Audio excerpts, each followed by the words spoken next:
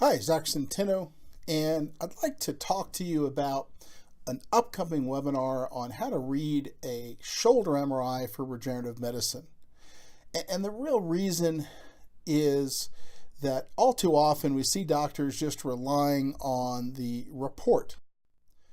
So, if you find yourself just reading the MRI reports when you should really be looking at the images, this is really the webinar for you. So one of the problems here is what's critical on the images for a shoulder regen med doc may be completely different than what the radiologists are looking for. Obviously, there's some things in common like rotator cuff tears, etc.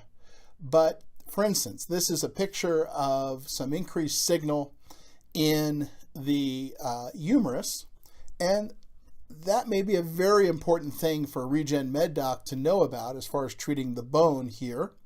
But a radiologist might, write a small little piece on it, and it may not stick out to you when reading the MRI report.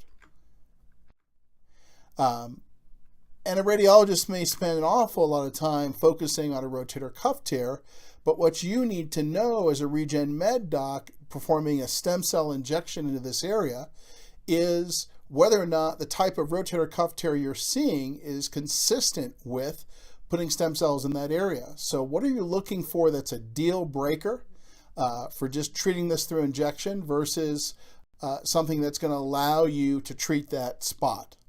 And for the most part, to do that, you have to look at the images. So learn how all of these imaging findings fit with using PRP and stem cells. I'll actually go over some real images to give you a sense of it. Also do a didactic lecture, a chance for questions, etc.